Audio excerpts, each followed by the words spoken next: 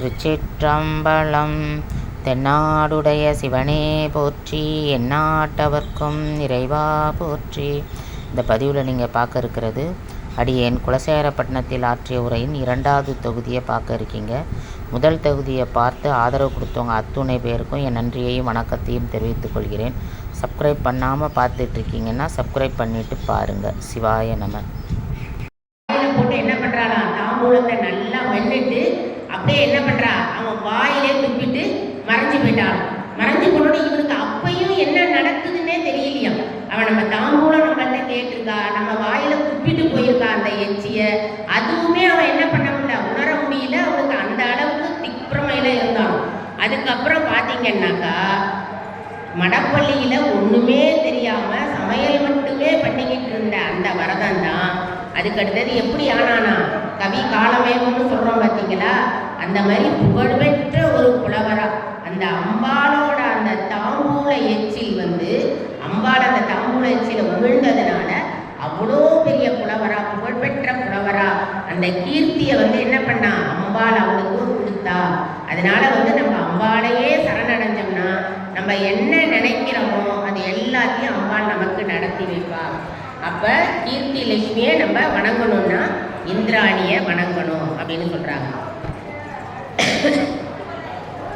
சரி, என்ன மந்திரம் சொல்லலாம் அப்படின்னா, ததக சதேன நேத்ராணாம் நீரிச்சாமியன் முனி கீர்த்தியின் யந்தி மனுஜா சசாஷி மிதி மாந்ததக அப்படின்னு இந்த ஸ்லோகத்தை சொல்லி நம்ம என்ன பண்ணலாம், அம்பாளை வணங்கலாம் அப்படின்னு சொல்றாங்க. கீர்த்தி லட்சுமியை வணங்குறது.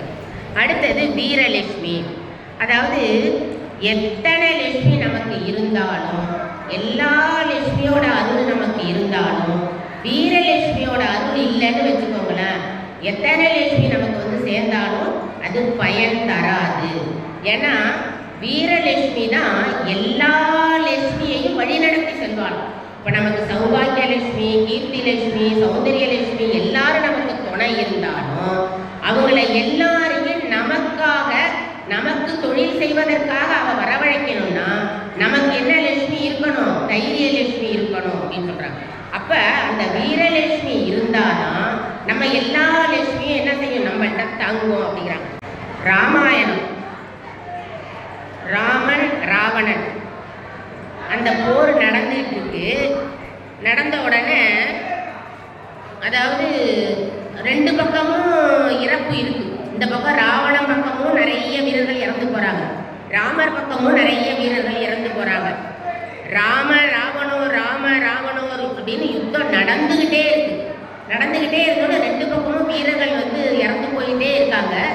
ஒரு காலகட்டத்தில் என்ன ஆகுதுன்னா, ராமர் சோர்ந்து போறாராம். என்னடா இது, இப்படி நம்ம போர் புரிஞ்சுக்கிட்டே இருக்கோம், நம்ம வீரர்கள் எல்லாம் இறந்து போயிட்டே இருக்காங்க, நம்ம வெற்றி வருமா நமக்கு அப்படின்னு அவர் ஒரு நிமிஷம் என்ன பண்றாராம், சோர்ந்து போறாராம் ராமன். அப்ப அப்படி சோர்ந்து போகும்போது என்ன பண்றாராம், அவர் யார்கிட்ட சொல்றாரு அப்படின்னாக்கா அகத்திய முனிவர்கிட்ட சொல்றாராம்.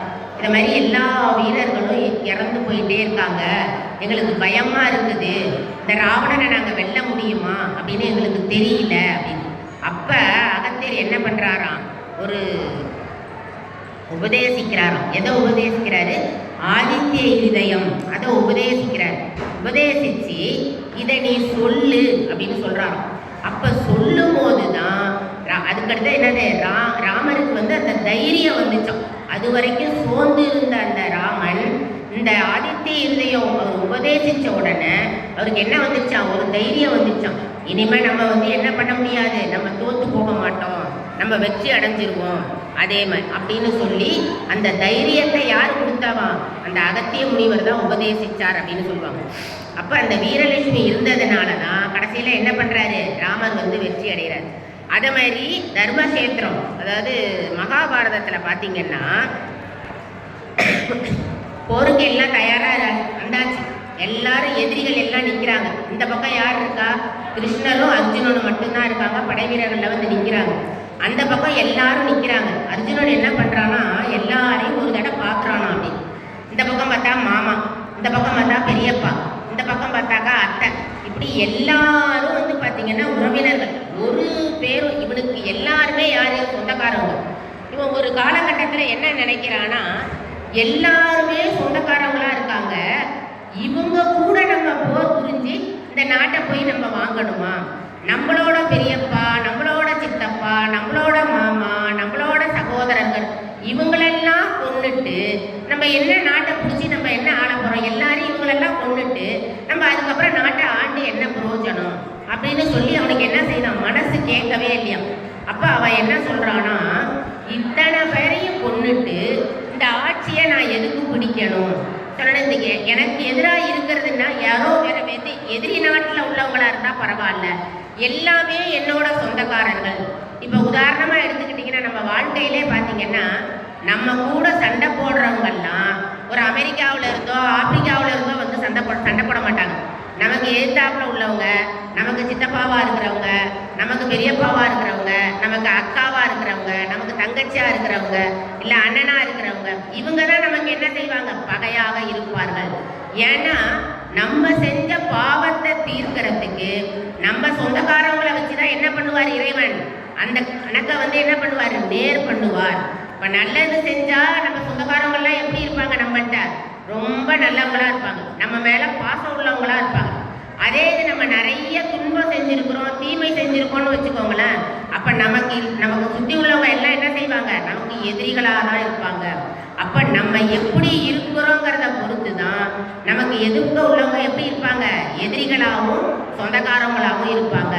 இப்போ அர்ஜுனன் என்ன பண்ணுறான், இவங்களெல்லாம் பார்த்து அப்படியே மயங்கி போகிறானோ, என்னடா இது, இவங்களை போய் நம்ம கொல்லணுமா, இந்த மாதிரி சொந்தக்காரங்களை நம்ம சாகடிக்கணுமா, இவங்களெல்லாம் சாகடிச்சுட்டு அது மேலே நம்ம அரசாட்சி செய்யணுமா அப்படின்னு மயங்கி போகிறான். அப்போ கண்ணன் சொல்கிறானா, இவர்களெல்லாம் இறக்க வேண்டியவர்கள், அதாவது இவங்கெல்லாம் செஞ்ச பாவத்துக்கு இந்த அத்தனை ஆத்மாக்களும் என்ன செய்யணும், இறந்து போகணும். இந்த அத்தனை ஆத்மாவும் உடல் எடுத்து வந்திருக்கிறது, அந்த உடல் அழிச்சு இவங்கெல்லாம் வேற ஆத்மாவுக்குள்ள போகணும். அது யாரால நடக்கணும்னா அது ஒன்னால நடக்க வேண்டியது இருக்கு. உன்னை ஒரு கருவியாக தான் இறைவன் படைத்திருக்கிறானே ஒழிஞ்சு நீ தான் என்னமோ கொல்ல போறன்னுலாம் நினைச்சுக்காத. நீ ஒரு கருவி தான். இவங்களெல்லாம் வந்து இந்த உடல்லேருந்து ஆத்மாவை துண்டிக்கிறதுக்கு நீ ஒரு கருவியாக தான் செயல்பட போற. உன்னை என்ன பண்ண முடியாது, நீ தடுத்தாலும் நீ செய்ய மாட்டேன்னு சொன்னாலும் அதை செய்ய வேண்டியது உன்னோட கடமை. இவர்கள் எல்லாருமே இறந்து போக வேண்டியவர்கள், அதனால நீ என்ன செய்ய, தைரியமாக அவர்களை எதிர்த்து போராடு அப்படின்னு சொன்னாராம். அப்புறம் சொல்றாரு, இறந்து போறாங்கன்னா அதுக்கப்புறம் நீ மயங்கிடாத, இவங்க இறந்து போன பிறகு மறுபடியும் பிறக்க வேண்டியவர்கள். இவங்க செஞ்ச பாவத்துக்கு இப்ப இறந்து போறாங்க, அதுக்கடுத்தது திரும்ப இந்த உடல் இல்லாம வேற உடல் எடுக்க தயாராக இருக்கிறார்கள். அதனால நீ என்ன செய்ய, இவங்க இறந்தாலும் மறுபடியும் பிறப்பார்கள், அதனால நீ கவலைப்படாம என்ன பண்ணு, போர் புரி அப்படின்னு என்ன பண்ணானா தைரியத்தை வர கொடுத்தார். அதனால அந்த வீரலட்சுமியோட துணை இருந்ததுனால கடைசியில் அவர் என்ன பண்றாரு, அவன் கிருஷ்ணன் சொன்னதை கேட்டு சண்டை போட்டு அதுக்கடுத்தது வெற்றி அடைகிறாங்க அப்படின்னு. எல்லா இன்னல்களையும் இந்த ஆதித்ய ஹிருதயம் வந்து படித்தோம்னாக்கா நமக்கு ஏற்படுற அத்தனை துன்பத்தையும் என்ன செய்யுமா, இந்த ஆதித்ய ஹிருதயம் போக்கும் அப்படின்னு சொல்கிறாங்க. பிரம்மா வந்து ஒரு துதி சொல்கிறார், நமஸ்தேவ தேவ சகஸ்ரக்ரோணோ ஜீவன லோகதீவ நமஸ்தே அஸ்து நமஸ்தே கோணவல்லப சாந்தாய சாந்தரூபாய சாந்தயே அஸ்மாசு வை நமக நமஸ்தே பிரம்மரூபாய பிராப்மானாய நமகோ நம. இந்த மந்திரத்தை சொன்னாலும் நமக்கு வந்து வீரலட்சுமியோட துணை கிடைக்கும், அவளோட அருள் கிடைக்கும் அப்படிங்கிறாங்க. அதே மாதிரி இன்னொரு பாடல் பாருங்க, ஜெயவர வர்ணினி வைஷ்ணவி மாதவி மந்திரஸ்வரூபிணி சொருகுருவி மந்திரஸ்வரூபிணி மந்திரமயே சுரகண பூஜித சித்ர ஞான விகாசினி சாஸ்திரனுதே பவபயகாரிணி பாவ விமோசினி ஜாது ஜனாதித பாதயுதே ஜய ஜய ஏ மதுசூதன காமினி தைரியலட்சுமி சதபாலயமாம். இந்த பாடலையும் கூட நம்ம ராகம், அதாவது சாதாரணமாக ஸ்லோகம் சொல்றதோட ராகத்தோட பாடல்களை பாடும்போது அதுக்கு வந்து நம்ம ஒரு பாடலை பாடுறோம் அப்படின்னா, தனம் தரும் கல்வி தரும் ஒரு நாடும் தளபரியா அப்படின்னு நம்ம ராகத்தோட பாடும்போது அதுக்கு என்ன செய்யும், இன்னொரு பலம் ஜாஸ்தியாக கூடும் அப்படின்னு. அதனால இந்த மாதிரி ஸ்லோகங்கள்லாம் சொல்லும்போது நமக்கு அம்பாளை நம்ம வந்து துதிச்சு வணங்கும் போது நமக்கு இன்னும் அதோட அருள் வந்து அதிகமாக கிடைக்கும் அப்படின்னு சொல்கிறாங்க. அதே மாதிரி இந்த தைரியலட்சுமி பார்த்திங்கன்னா சூரசம்ஹாரனை அழிக்கிறதுக்கு இந்த தைரியலட்சுமி தான் வந்து வேல் கொடுத்தா அப்படின்னு சொல்கிறாங்க. அம்பாள் கொடுத்தா அப்படின்னு நம்ம சொல்கிறோம் பார்த்தீங்களா, அது வந்து தைரியலட்சுமியோட அருள் இருந்ததுனால தான் அந்த வேல் வந்து சுவாமிக்கு கிடச்சிது, முருகப்பெருமானுக்கு அப்படின்னு. இவன் எப்படி இருப்பா அப்படின்னு பார்த்தீங்கன்னா, அன்னையோட சக்தி வேல் அதை வந்து கொடுக்குறவளாக இருப்பா. சிவபெருமான் சூலாயுதம், திருமால் வந்து சக்கரம், பிரம்மா வந்து அஸ்திரம், இந்திரன் வந்து வஜ்ராயுதம், காலன் வந்து தண்டம். இதெல்லாம் வந்து முருகப்பெருமானுக்கு போரிடுறதுக்காக கொடுக்கப்பட்ட கருவிகள். ஆனால் இதில் எல்லாத்துலேயுமே யார் இருக்கா அப்படின்னா இந்த தைரியலட்சுமி இருக்கிறார். இந்த தைரியலட்சுமியோட இந்த இதுலேருந்து தான் முருகப்பெருமான் என்ன பண்ணுறாராம், போரிடுறார் அப்படின்னு சொல்கிறாங்க. அப்போ இவ எப்படி இருப்பா, தாமரை பூவில் இருப்பா, பொன்னிறமாக இருப்பாள். இந்த தைரியலட்சுமி எப்படி இருப்பாலாம், பொன் கலரில் இருப்பா அப்படின்னு. அதே மாதிரி தங்க ரவிக்கை போட்டிருப்பா அப்படின்னு சொல்கிறாங்க. 8 கரங்கள் உடையவளாக இருப்பா. அம்பு, சக்கரம், சூலம், கபாலம் இதெல்லாம் வந்து ஏந்தி இருப்பா அப்படின்னு சொல்கிறாங்க. பிரசாதம் என்ன வைக்கணும் அப்படின்னு பார்த்தீங்கன்னா கொண்டக்கடலை வைக்கணும் அப்படிங்கிறாங்க. அம்பாளுக்கு வந்து கொண்டக்கடலையை வச்சு படைச்சோம்னாக்கா நமக்கு தைரியத்தை தருவாள் அப்படின்னு சொல்கிறாங்க. ஞானத்தை தர்றதுக்கும் கொண்டக்கடலையை தான் சொல்லுவாங்க. அப்போ இந்த தைரியலட்சுமியை நம்ம வணங்கணும்னா இந்த மாதிரி பொன்னிறமாக இருக்கிற, பொன் ரவிக்கை அணிஞ்சிருக்கிற, 8 கரங்கள் இருக்கிற இந்த தைரியலட்சுமியை நம்ம வணங்கும் போது நமக்கு தைரியம் மட்டும் இல்லாமல் எல்லாத்தையும் சௌபாகியம், கீர்த்தி, புகழ் எல்லாத்தையும் நமக்கு என்ன பண்ணுவோம், நமக்கு கொடுப்பா அப்படின்னு சொல்கிறாங்க. அடுத்த லட்சுமி பார்த்தீங்கன்னாக்கா விஜயலட்சுமி. சௌபாகியம் இருக்குது, சௌந்தரியம் இருக்குது, கீர்த்தி இருக்குது, வீரலட்சுமி இருக்குது. சரி, அது மட்டும் போதுமா அப்படின்னா நம்ம ஏதாவது ஒரு காரியம் செய்யணும் அப்படின்னா தொட்ட காரியம் குலங்கும் அப்படின்னு சொல்லுவாங்க பார்த்தீங்களா. சில பேர் சொல்லுவாங்க, எனக்கு என்னங்க என்ன செய்ய சொல்கிறீங்க, எதை எடுத்தாலும் என்ன பண்ணினாலும் என்ன ஆக மாட்டேங்குது, விடியவே மாட்டேங்குது அப்படின்னு சொல்லுவாங்க. சொன்னோன்னே இந்த பர்ஸில் இந்த ஒரு பர்ஸ் எடுத்து நம்ம வச்சுருக்கோம்னு வச்சுக்கோங்களேன், பர்ஸுக்குள்ளே பணம் இருக்கும், எப்போ பார்த்தாலும் பணம் செலவாகுது, இது என்ன பர்ஸு, தத்திரியை முடிச்ச பர்ஸு, வேற ஒரு புது பர்ஸ் வாங்குவோம் அப்படின்னு சொல்லிட்டு புது பர்ஸு வாங்குவோம். புது பர்ஸு வாங்கினா பார்த்தீங்கன்னா அந்த பர்ஸ்லையாவது பணம் மட்டும்தான் செலவாகும், அட்லீஸ்ட் சில்லறையாவது மீந்துடும். இந்த புது பர்ஸில் வந்து பார்த்தீங்கன்னா சில்லறையே இருக்காது, அதுவும் என்ன ஆகும், சுத்தமாக காலியாகும். அந்த மாதிரி ஒரு தத்திரியை வந்து என்ன பண்ணும், கொட்டிக்கும். அப்போ நம்ம என்ன நினைக்கிறோம், நம்ம ஒன்று நினைக்கிறோம், ஆனால் அது என்ன ஆகுது, வேற ஒன்றா முடியுது.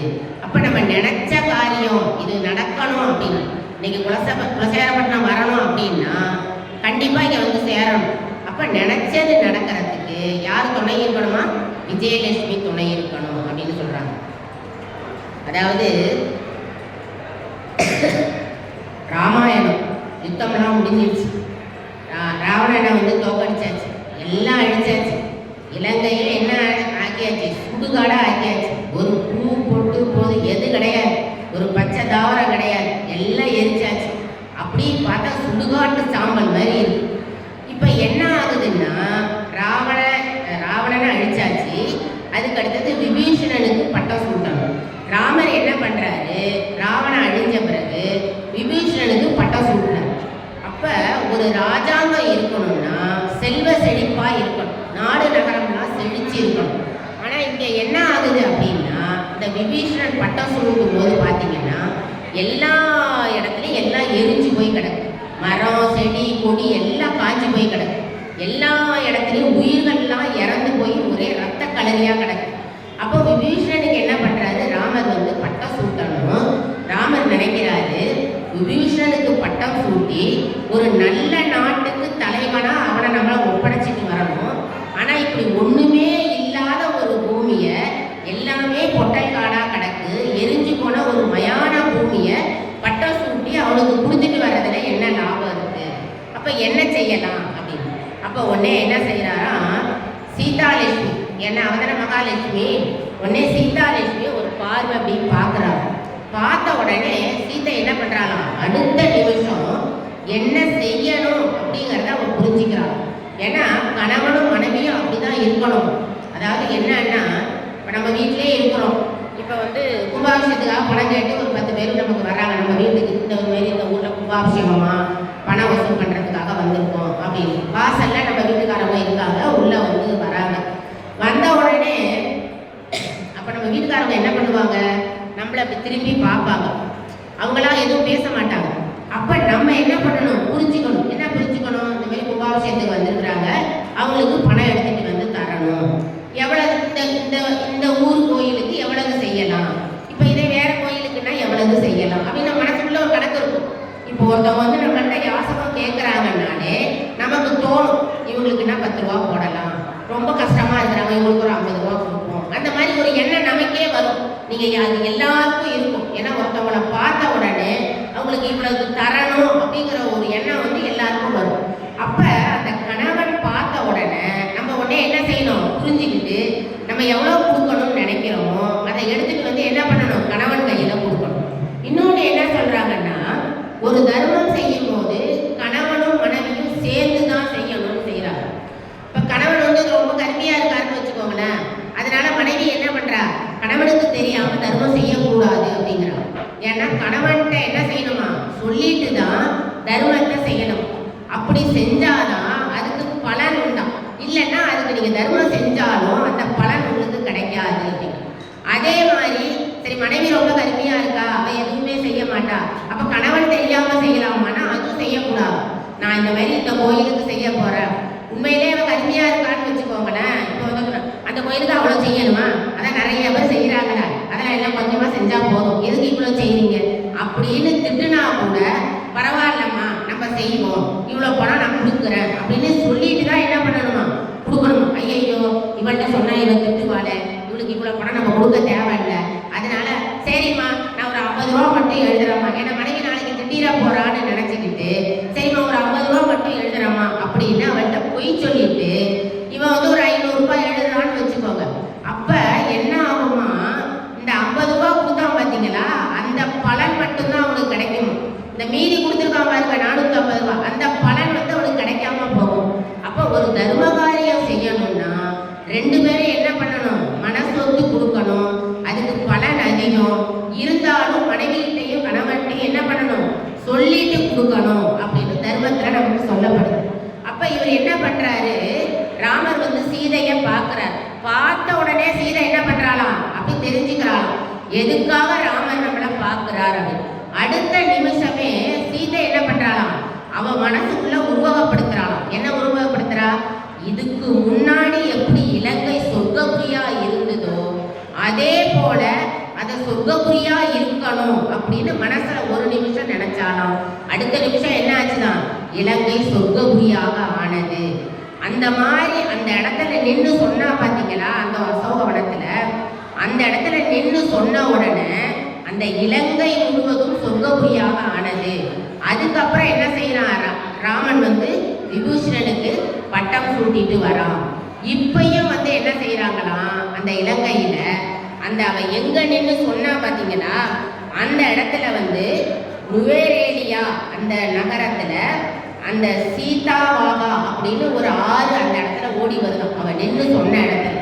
இப்பயும் மக்கள் வந்து அவங்களுக்கு ஏதாவது வேணும்னா, ஒரு வேண்டுதல் வேணும்னா என்ன செய்வாங்களாம், அந்த நதியில் அந்த ஆறில் போய் பூக்களை எடுத்துட்டு போயிட்டு அங்கே போட்டுட்டு வேண்டிட்டு வருவாங்களாம்.